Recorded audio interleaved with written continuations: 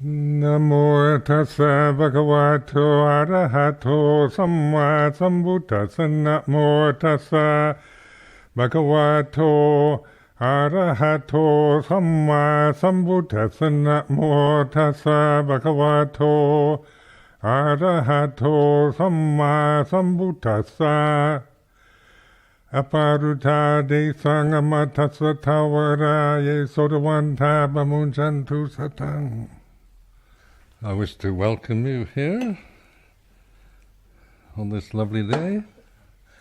And this is champagne or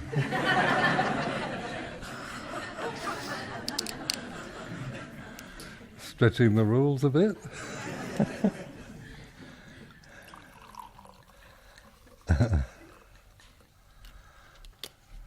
It says elderflower.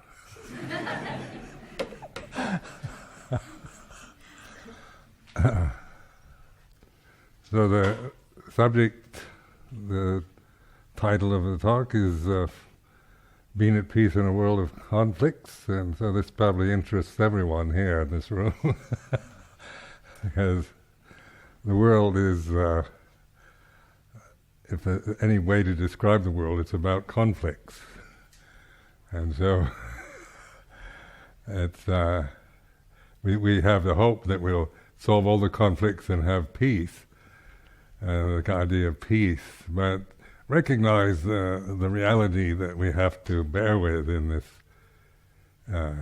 realm that we're living in, which is like this. You have a body, you have to, that grows up, gets old and dies, gets sick, gets sensitive in a changing environment, different seasons. As you can see, it's autumn now, and then winter, and then there's conflicts everywhere, within one's mind and externally. So this is the nature of the conditioned realm, and I think it's very important to really admit this, recognize what we have to deal with as human individuals, because we think we oftentimes take the conflicts into personal a way, or always blame it on somebody else, or a different political party, or different group of people, or different country. And so if we begin to get perspective on actual realities of what it is to be a human being living on planet Earth, then we begin to not expect peace and happiness and resolution of conflicts in any permanent, decisive way in this realm. And so the Buddha pointed to the way of looking inward rather than trying to resolve the endless succession of conflicts that we experience both personally and nationally and whatever, in any form, any degree of pleasure, pain, and hope and disappointment and despair. So I found this very, very helpful, because my background is one of, being very idealistic about, after the Second World War, we wanted peace. I remember, now we can have peace now that we've solved the problems in Germany and Japan, and then, of course, it was Russia, Soviet Union. And now it's Islamic terrorism, and on like this. So we can see that this is just the nature of this realm. Its very nature is conflicted, because each one of us has our own karma to bear with. We're not just stamped kind of tin soldiers from a assembly line. Each one of us has to deal with the way we are, our own particular temperament, karma, or different conditions, attitudes, in various degrees that we individually experience them. Whether you're in the same family or in different families, same race or nationality or same gender or different, conflict is the very nature of this realm. So and why I'm doing this or reflecting this way, just so once we kind of get that perspective, we can accept that. We're not asking it to be otherwise anymore. We're not expecting the present government to solve the conflicts or the United Nations or whatever. And we hope for the Messiah to come and straighten out, clean up the mess we've made, or the Maitreya. I always wished, that Maitreya Buddha, that period would start very soon. Because we made such a mess of everything. And we need, Maitreya to come in at this time and clean it up. and wouldn't that would be very nice, wouldn't it? And it's just that, God or some really super powerful, benevolent, compassionate figure come in and clean up the mess we've made. But in the Buddhist terms, at this time, is that we have this opportunity to do it in here, in ourselves. And so this is the whole point of Vipassana meditation, or insight meditation practice, because this we can do. It's within our potential and our ability to resolve conflict in our own mind. In regards to the ones externally, sometimes we can resolve or deal with them in skillful ways, but rarely does it ever, it's still one conflict and then another, both in families or personal relationships or in where you work, your office, your profession, and then the neighbors, and then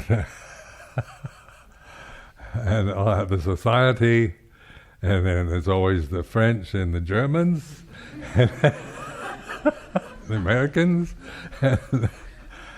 So where we can, none of us have the power to resolve these conflicts.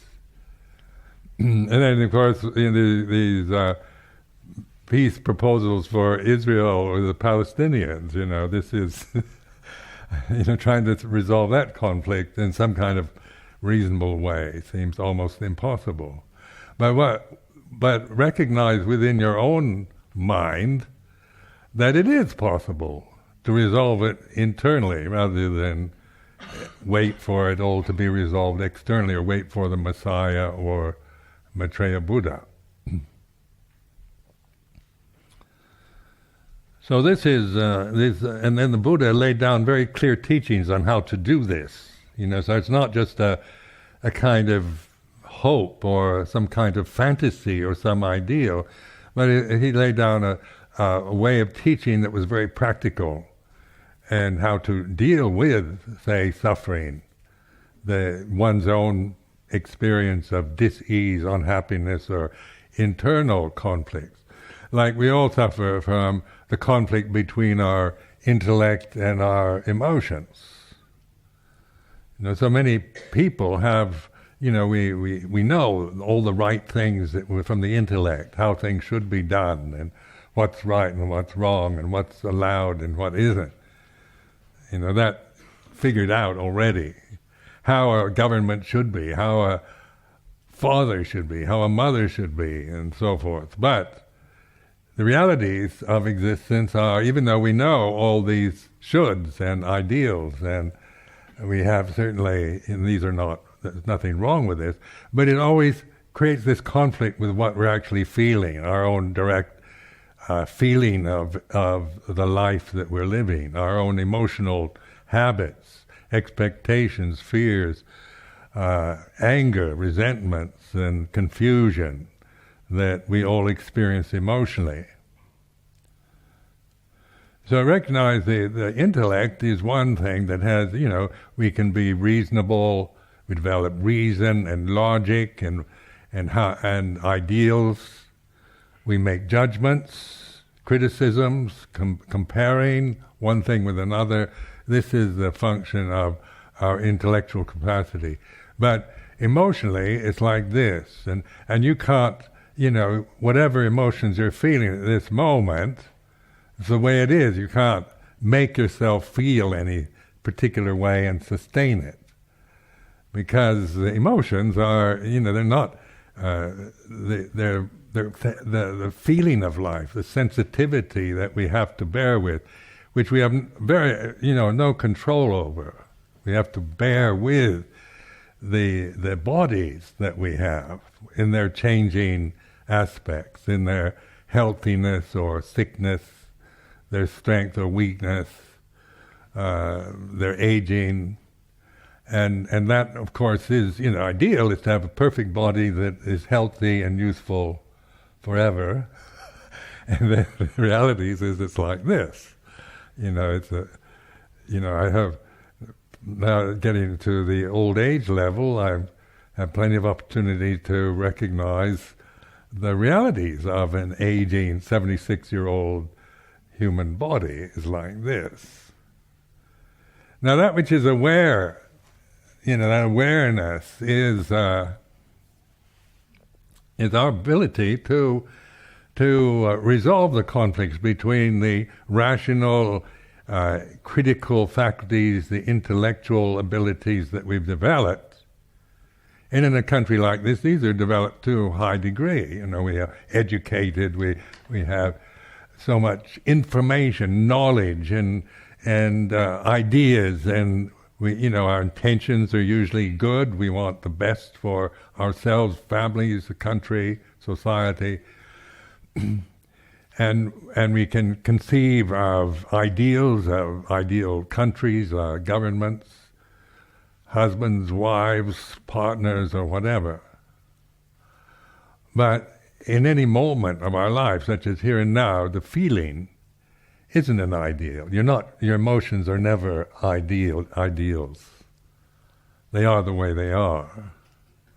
And so watching these emotions, beginning to get perspective on our emotional conditioning is very important to be the observer rather than the one that's always trying to control emotion, trying to either follow it, believe it, commit to our feelings, or to resist or reject or deny them. In a society like this one, there's a lot of problems with guilt.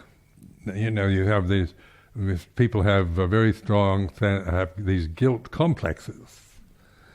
And because we feel guilty about our basic primal emotions.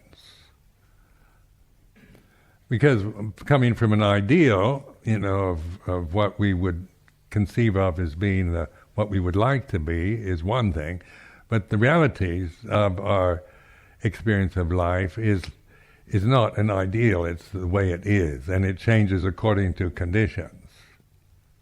Like one would, in sense of danger, one would like to be brave. So the ideal is to, when you're facing danger, threats, and so you want to be brave. But then that's an ideal, but how do you really feel when you're in danger?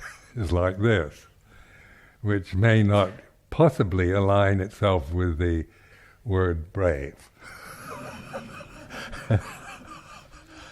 And then we also recognize that our human condition also is one that we're born into a sense realm, such as this, being born into planet Earth, having to live on this planet in these forms, is meaning that we have to deal with the karma of being born as a human being, which means that when we're born, we have to deal with instinct, with fear is a kind of primal emotion. Fear is it's not personal even; it's primal. It comes with the package, and sexual desire. It comes with this is part of the package of being a human being, man or woman. Anger and resentment. These are all primal emotions, and yet in a lot of our guilt, in sense of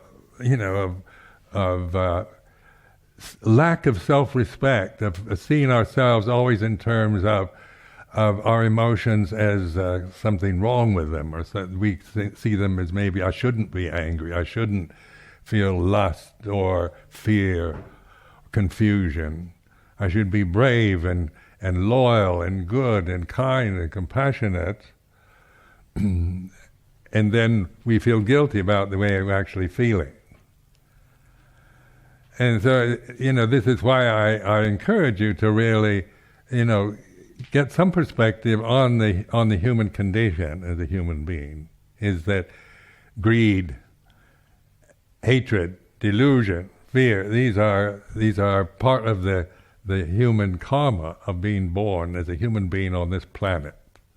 Now the animal kingdom has these same emotions. So we're not that, on the level of this mammalian karma that we share, or just the karma of being born on planet Earth with all creatures that have forms, is that these emotions are, these feelings are a way of self-preservation, of procreation, survival. All these mechanisms are just part of having to live in a realm where there is a lot of danger. There's a lot to be frightened of when we look around. And it's so fear isn't some neurotic personal problem, but we begin to see it in terms of just a natural primal emotion that is part of our human condition. Or lust, sexual desire, or anger and resentment. Confusion, uncertainty, doubt. These are particularly common to human beings because we think a lot.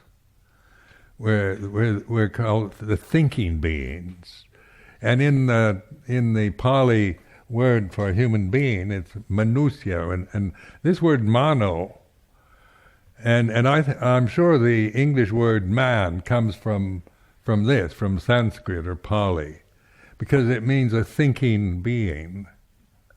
And that describes us, isn't it? We think, and we have retentive memory, so we remember. Because we have this retentive memory, we can learn languages, complicated ways of expression, abstract ideas. We can remember, in our lives, what happened 50 years ago, or, yesterday, or the day before, or last year. We have this ability to remember and conceive and create ideas and ideals in our minds. So this is particularly a gift that we have. It also can easily become a curse in our lives, because when it's not understood and not appreciated, not used properly, we tend to, like the guilt complexes that people have, is usually turning this sense of criticism inwardly. So you see all kinds of things that you don't like or don't want in your mind, in your emotions, in your memories, in your thoughts. We can feel guilty about sexual desire, or feel guilty about hating or anger or greed. And so being a monk, I've noticed that in Thailand, for example, when the foreign monks started accumulating, some of them felt guilty about being hungry. So they felt, they get this idea that Buddhism is against desire and we've got to conquer desire. So they'd feel, they see that even hunger, physical, bodily hunger for food, is some kind of personal greed and defect. So I'm just pointing to how we can make everything too personal, take it in such a kind of diluted way and make it into something more than what it is.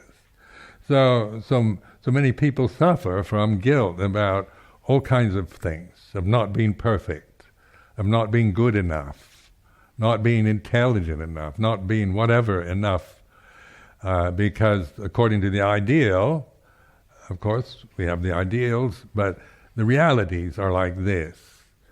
The virtues, the vices, the habits, the tendencies, no matter how good, bad, virtuous, or not, we now have this opportunity to observe them for the way they are.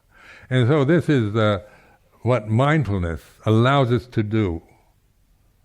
So of course I'm always pointing to this word, mindfulness, awareness, sati sampajanya, sati panya. The Pali words, this sati sampajanya is about our ability to be aware in a broad way, of just being aware of existence, of contemplating, of reflecting on the nature of change, of feeling, our emotional feeling, pleasure or pain or neutral feeling, of the emotional conditions we experience, love or hate, happiness, suffering, our feeling of self-worth or lack of self-worth, we can observe.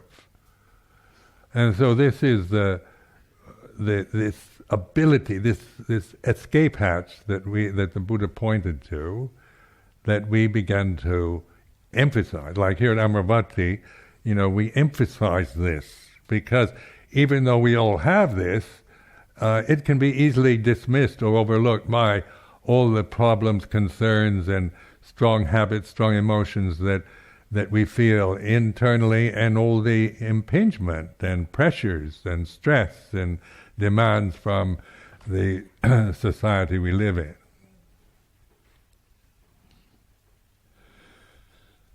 Now, putting this realm in a proper place, and again emphasizing this is a sense realm.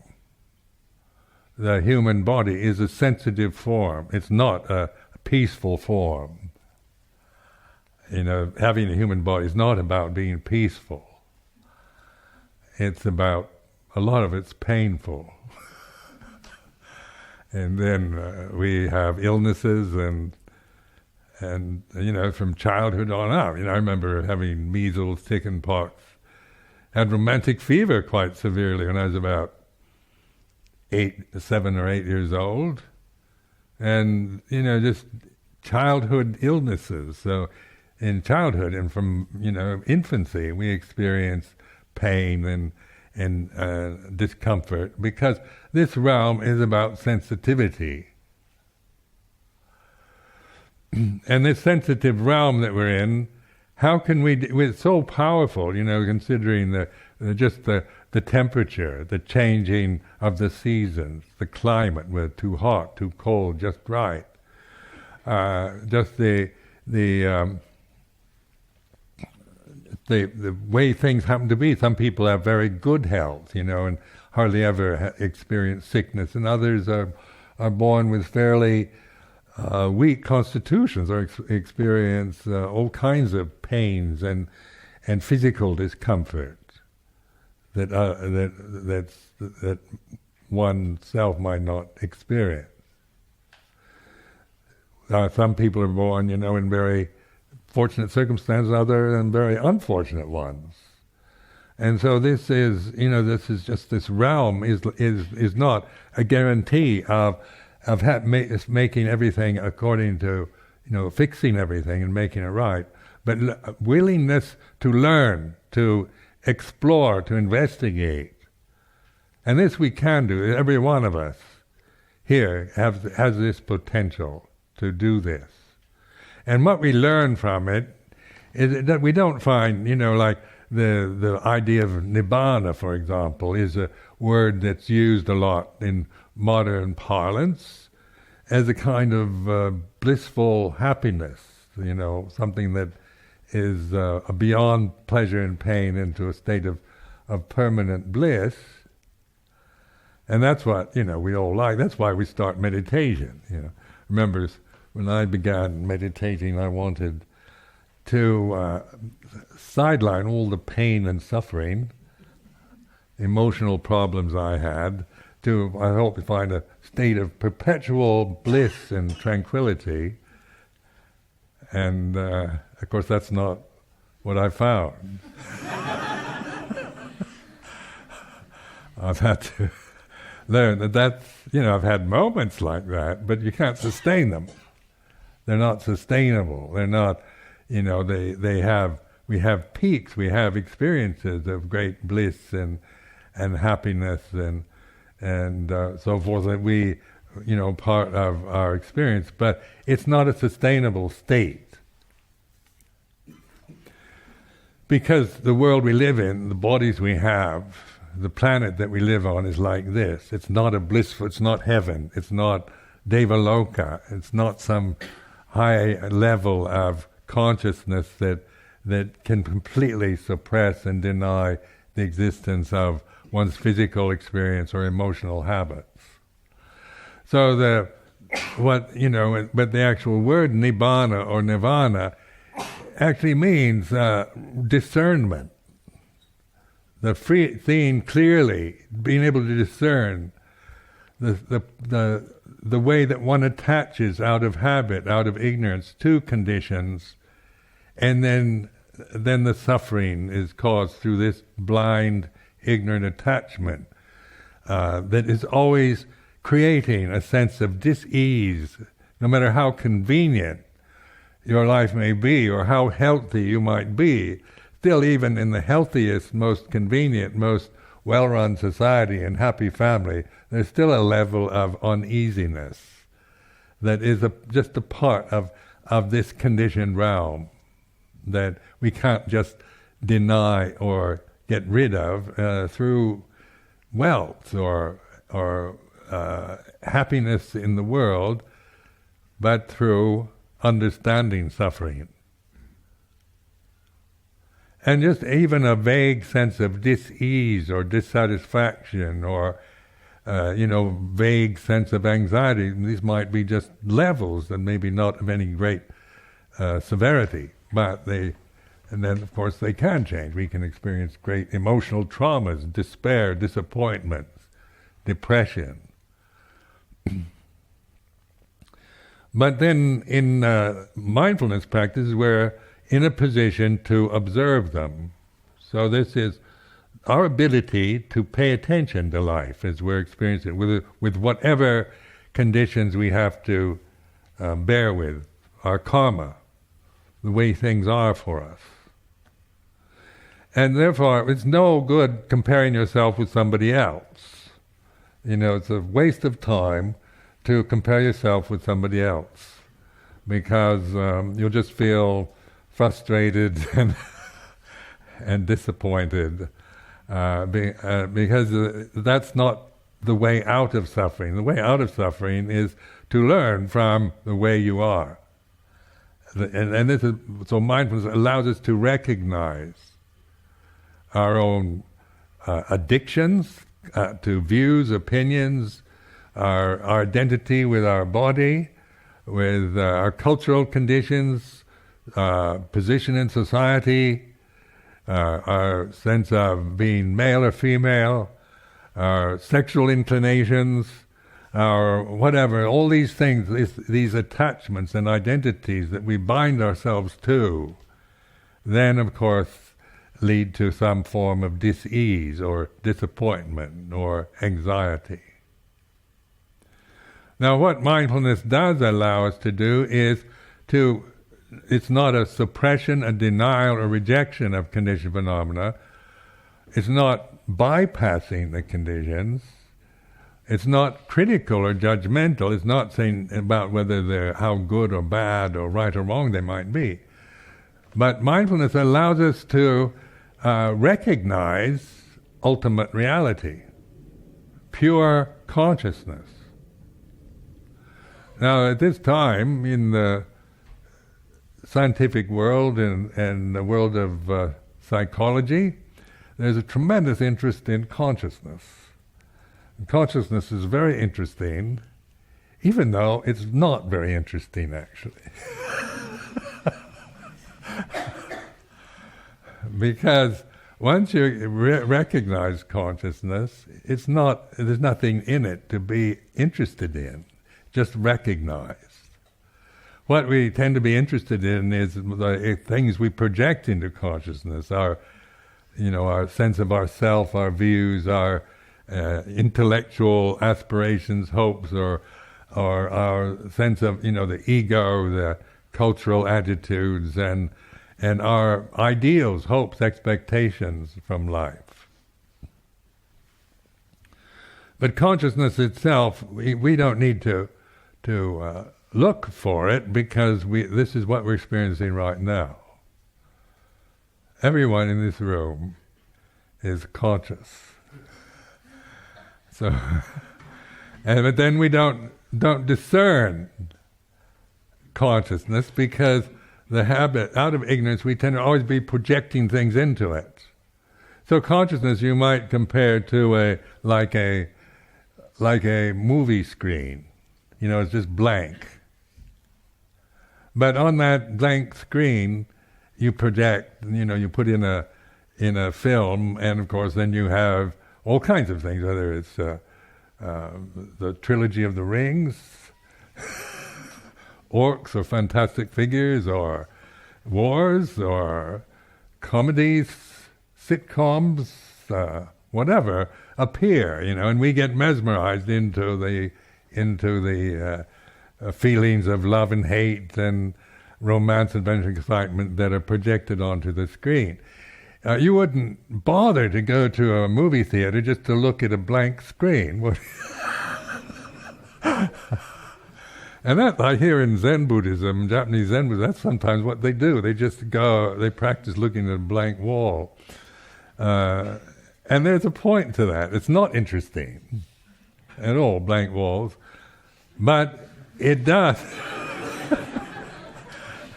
It does reflect this desire to find something to interest our minds, to find excitement, romance, adventure, or horror films, or be scared, or terror, or all these strong emotions are interesting. But pure consciousness is not. But it's recognizable. We begin to tune into it through mindfulness. We begin to have this insight, recognition of pure consciousness that has no personal quality to it. I can't claim it as my consciousness, as if my consciousness was any different from yours, or a dog's, or a cat, or a mosquito. Consciousness is like this. And then the forms, like consider the relationship of form to consciousness, like a dog has its own dog karma. So it has, when it's born, it has fear, it has sexual desire, it gets angry, jealous, just like we do. You can confuse dogs, cats, and so forth, just like we do. And so consciousness isn't like a consciousness for a dog is somehow a lower level of consciousness than for a human being. Or an arahant, say a totally perfected human individual, an arahant's consciousness, and a dog. Dog's inferior and the arahant is superior. Then we're caught in this discrimination, our own maybe attitudes towards the animal kingdom. We're a superior species to the animal kingdom.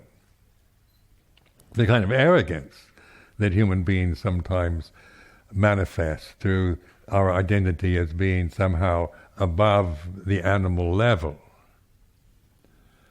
And this is what I was taught when I was growing up. That we're superior to the animals, and that we can actually exploit animals because God created them for us to eat and whatever.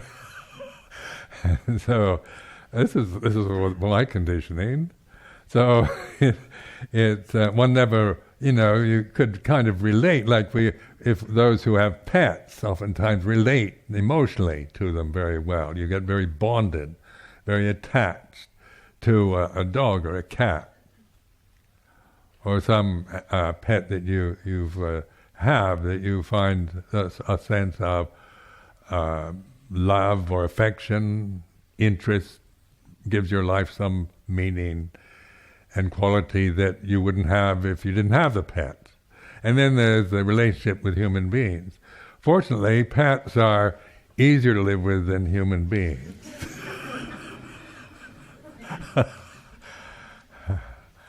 and how difficult it is to live with another human being.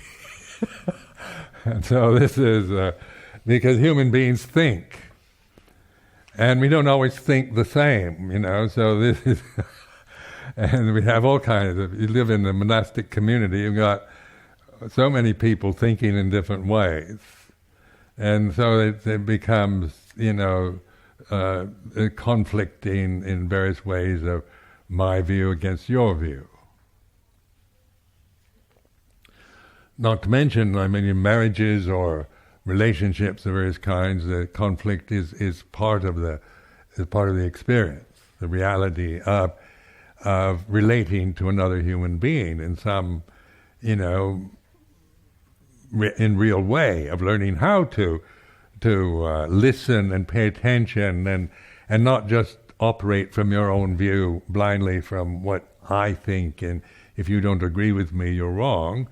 Isn't it? We all learn as we mature how to listen to somebody else who we may not understand at all or even agree with. But it's not a matter of argument about who's right or wrong, but learning to pay attention to somebody else who's feeling maybe differently. It's like this.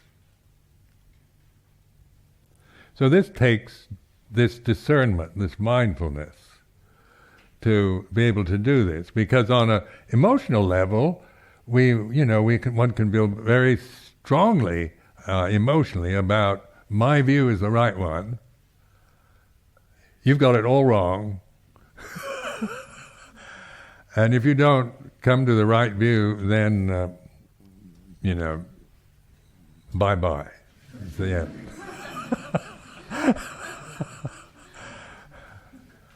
So this is the problems that we have with each other. No matter how virtuous and good we are, we still conflict, or with parents, or our children with us, so we get frustrated or angry or confused by the fact that maybe our children don't agree or don't think or don't see things in the same way we do.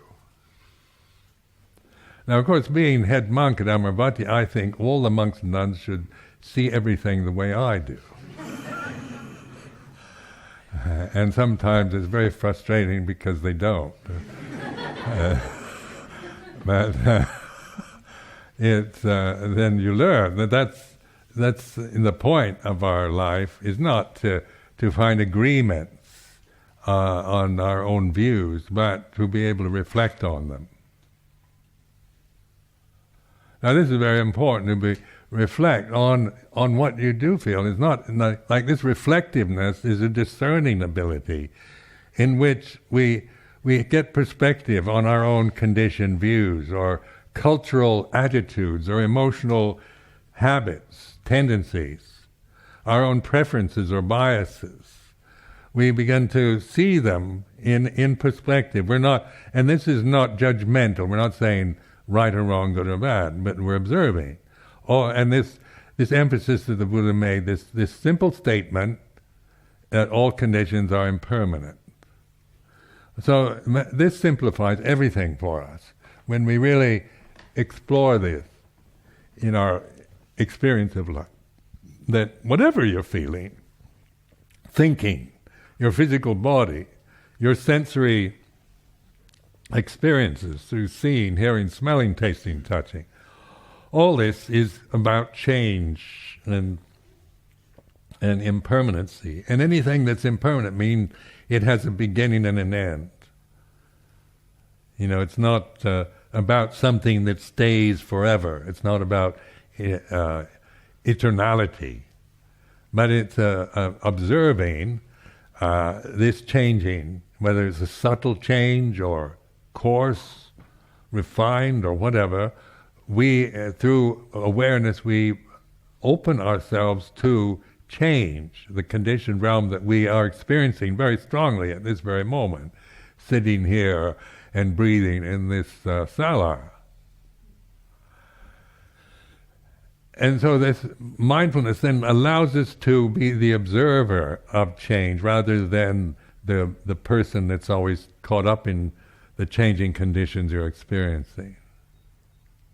Now the judgmental mind, well, is about we judge, we create judgments and criticisms because that's the nature of the thought process. We have the ability through thinking to create, this is right, this is wrong, good, bad, this is high, this is low, coarse, refined. And these are kind of value judgments we place on conditions that we're experiencing or ideas that we have. Now the thinking process, not to dismiss it or see anything wrong with it, but learning how to think, how to use thought rather than be just a helpless victim of our thinking habits. Now when I first started meditation, I was about 30 years old, and I'd been through, the universities and acquired a lot of knowledge about all kinds of things, which I've forgotten now.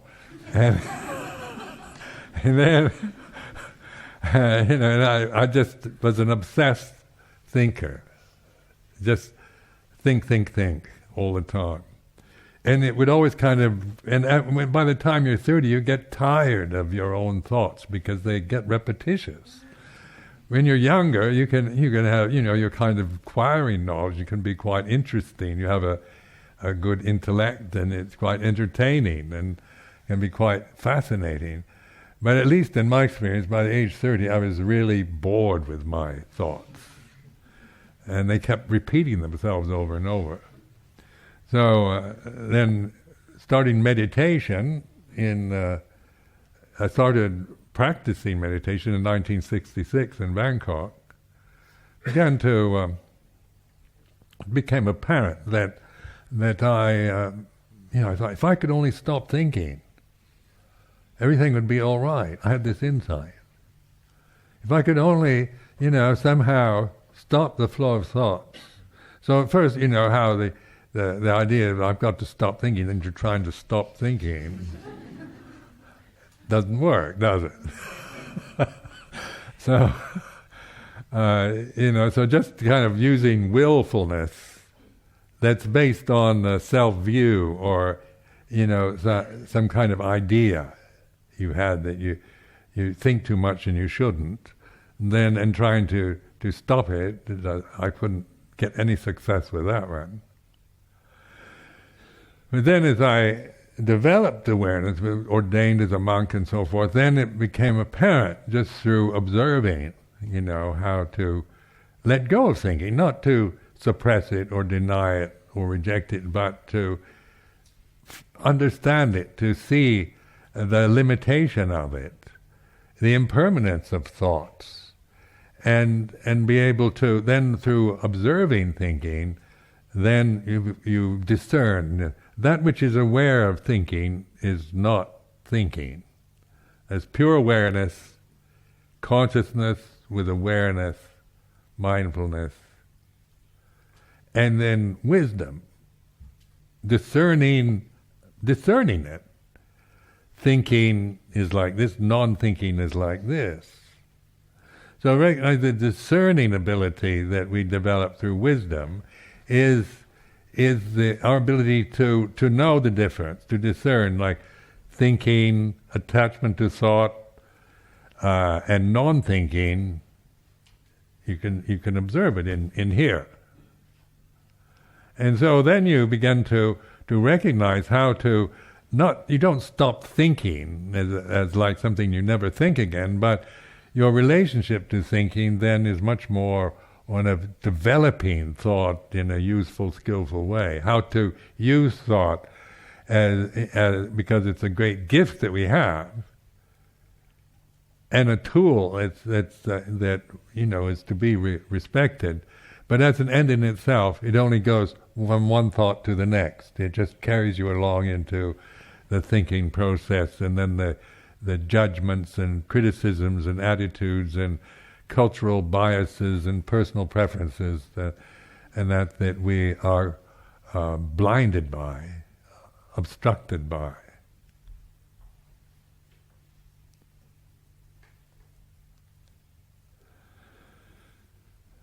Now, in the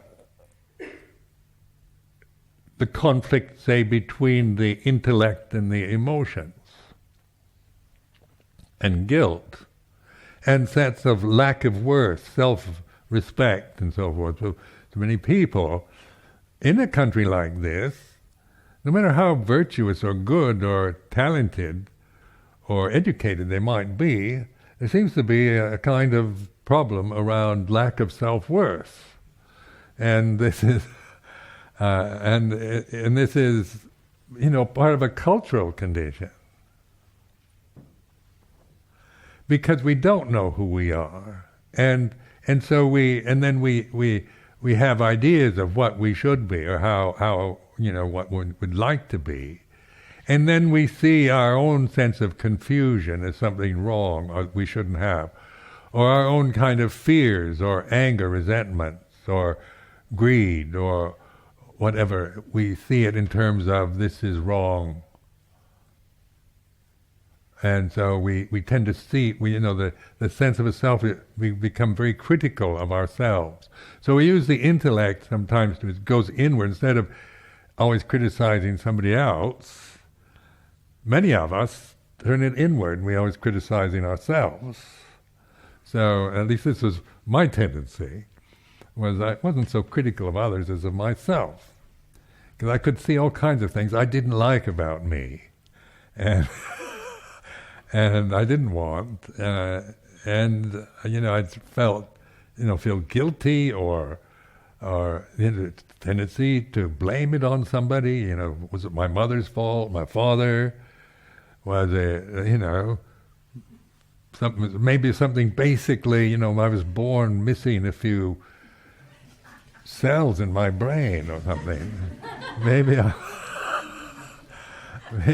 a basically disabled person or whatever. It goes into any form of doubt or despair or attitudes, or no matter how much you try to see yourself in positive terms, the critical faculty is highly developed in a society like this one. Here in Britain, isn't it, in England, where people are very critical. It's part of our education, the way we see things, in terms of right and wrong and what should or shouldn't be. Then a lot of, then we have a Christian kind of cultural conditioning. Jewish or Christian, like in Europe or America, we, so many of us come from basically Christian or Jewish attitudes about how, according to the Old Testament or the New Testament. And so we have this conditioning which tends to see ourselves in terms of maybe sinners or something wrong, or that we have to always do something to try to become something better. We're not good enough. We need to improve ourselves endlessly. Like in the States, I don't know how strong it is here in England, but Americans are really hung up on self-improvement. So they have books, in bookshops, just how to improve yourself. Because, you're really, none of you are good enough the way you are. You could always be better. And so this is, because we see ourselves from the critical mind. Now, not to dismiss the value of learning how to do things better or improve in these kind of ways, but also it tends to create this sense of there's something, I'm not good enough the way I am, and I've got to prove myself or get something I don't have, or I've got to get rid of what I have which is inferior or inadequate. So then we do suffer a lot from guilt, because no matter how hard we try to improve ourselves, even though we can make ourselves kind of better person, a better personality, maybe a more accepting, generous, kind person. The problem is really rooted in the early conditioning of seeing ourselves always from being born in a state of sin or in not being good enough, or you're in a competitive society. There's always this sense of, you having to compete with somebody else, and that you're inferior if you don't, if you're not a winner, then you're not as good as the one who is a winner. And you can see that in the world of tennis or golf, football, whatnot. How much this momentum towards achievement and winning and proving ourselves better than somebody else, or our team, or our country, our culture, our religion, or whatever is somehow superior to somebody else's. And so our sense of self-respect depends on so much of achievement, of wanting to become somebody that other people envy or admire, be recognized, respected in various ways by others. Or we can, out of despair, just give up, become a tramp or something, alcoholic or anything. It's just so tired of playing the game, I'm just going to think I'll spend the rest of my life drunk. Which I've certainly felt when I was a layman. At least, it doesn't take any effort, just the effort to lift a glass of liquor. But where the other is continuous, kind of, isn't it? You're always having to, through your life, just always compete or feel the necessity to compete or compare with somebody else. Now with mindfulness, we begin to see these that's not saying it's wrong, but that we see the suffering we create by blindly being caught into these conditions. Because these are conditions. They're not ultimate reality. They're illusions that we grasp and don't have a perspective on. We don't see them in terms of impermanent conditions and non-self. We always see them in somehow we give them a sense of permanency in our mind. Always, when we fail, don't we? When we fail at something, we can easily go into, I'll always be I'm just a failure, and sink into despair around the fact that we failed the exam or didn't get the job or whatever. Or we can always see it as a challenge. If I don't win this time, I'm going to win the next one. We all have various individual ways of dealing with the conditioned realm and the karma that we have. But this mindfulness then gives us this sense of tuning in to what I call the Yuttadhammo, or deathless, ultimate reality, pure consciousness. The Buddha's teachings all about discerning and investigating till we actually find in ourselves a stillness, a peacefulness that's always with us, but we don't recognize it. We don't know it because we're always caught into this vortex of changing conditions and habitual tendencies. And so this is why the importance of things like meditation. It gives a chance to kind of just stop running around reinforcing the sense of yourself with the conditioned realm, with the conditions you have, but a sense of stopping and looking, observing, listening, reflecting. And this I've found, this ability to suddenly just stop this obsessive movement of habit that one acquires by observing it, not by trying to improve myself by getting rid of it. So it's not about getting rid of or judging, it's discerning. It's like this.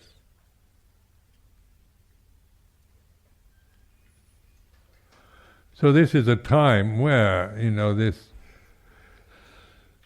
with the problems of our life, personal problems, environmental problems, cultural, national problems, but they seem to be endless. Overpopulation, environmental destruction, pollution, and all the possible dangers and threats that we can conceive of, both on the planet and then the possibility of alien invasions from Mars and meteorites crashing into the Earth and so forth. That we live in a realm of danger. Actually, planet Earth isn't so solid and fixed as we would like to assume. Just thinking, the very center of this, you're sitting on the surface of this planet, and the very center is all about heat and fire, molten heat, and just contemplate that for a while, and you and changing, earthquakes and different things, plates changing position. And I was from the West Coast of the United States, from Seattle, and there we always had earthquakes to deal with, because it's right on this fault line. It goes from North America down the coast to New Zealand, of these plates that change. And in Seattle, I remember, we had earthquakes quite regularly, not any that severe, but even when they're not very severe, they're terrifying, because what do? You can't find any place to run to because everything's quaking. And that's scary, isn't it? At least, if somebody else is shooting at you, you can duck or shoot back. But when an earthquake takes over, you're helpless. But this also is a warning to us, isn't it? These kind of events like flood, natural catastrophes, tsunamis, earthquakes, and so forth, they're actually warning us that this realm, this planet, this universe is not to be seen as something that you can actually depend on for finding peace and happiness. That this is an opportunity we have to learn, to develop this wisdom. And this is our great gift of being human. And in Buddhist terms, this is a very fortunate birth, to have a human birth. And contemplate this, because we have this ability within a world of conflicts and fear and changing conditions we have hardly any control over whatsoever. We have this ability to recognize a stillness, an inner peace, stillness, that is our true nature, that is with us all the time, but when we don't observe it, we don't see it, don't discern it, then we're caught into what they call samsara, this changing vortex, this whirling vortex of change, and the realm of conditionality that we can't control. We can't make it what we want. We can't demand that it be a certain way for us, because it's just the way it is. Change, conditions, the bodies we have, the emotional habits that we've acquired, our own sense of self, and fears, desires of different kinds, they are the way they are.